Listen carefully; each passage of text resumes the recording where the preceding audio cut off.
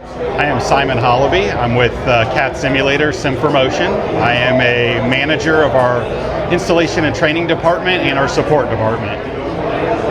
Thanks, Simon. I appreciate you taking time to talk to us. So give us like a 30,000 foot view of how the software integrates with the CAT Simulator to present this training platform.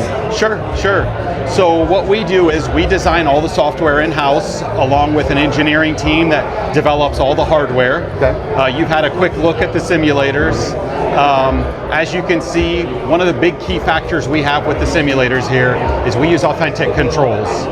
Those are if you go into the real machine, every switch, button, control, joystick, whatever it is you're using, we have identical on the simulator. And so that adds some more complexity to our development on how we develop these. And the main reason we like doing that is when you leave the simulator as a trainee, you can roll right into the real machine and you don't have that apprehension.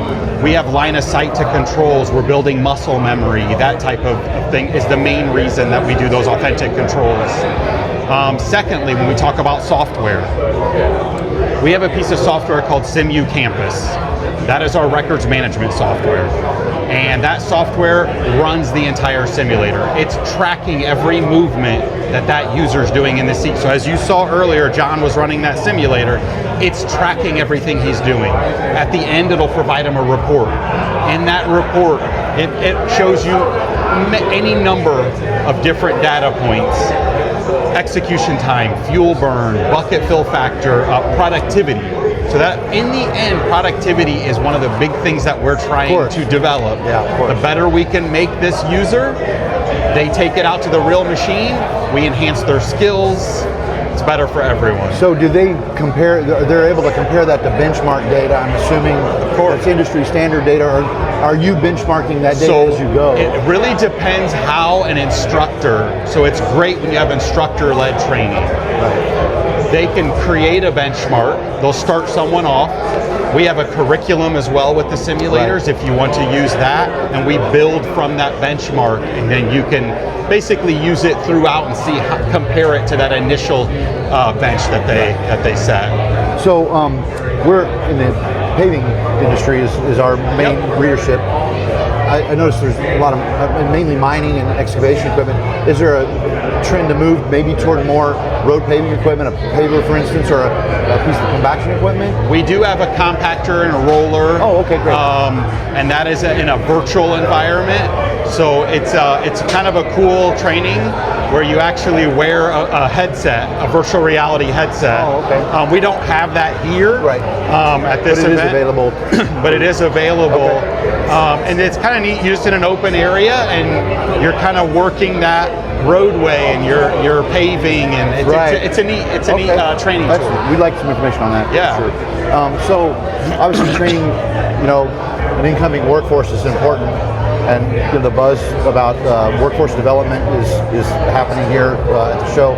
How would you compare this training simulator to others available for attendees to see at the show? What differentiates this one from others? Absolutely. I mean, some of those examples. Absolutely. So one thing I know, our motion system, which makes it pretty realistic to the movement of what's going on. We've heard it across the industries, our motion is really spot on. One of the advantages we get is we have our CAT operators.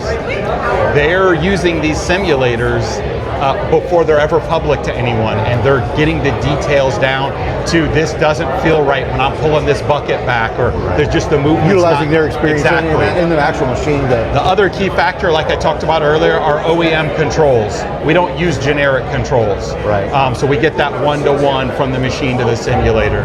Our SimU Campus, because we have the operators, the data that we're pulling kind of the real world stats that our customers want to see out there into that simulator. Okay. So that's kind of a big factor. There's other great simulators out there, but having our relationship with Caterpillar and having that proprietary data that we can put into the simulator to make it as realistic as we can kind of helps set us apart. Is there anything else our readers should know about the system that we haven't covered yet?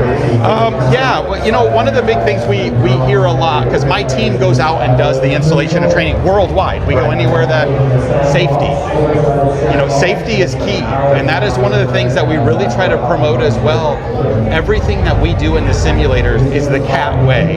It's how Caterpillar wants operating to be done, and it's safety behind it all. And so that is really something that we push with it. Thanks for your time. Appreciate it. Thank you. Yeah. Appreciate it.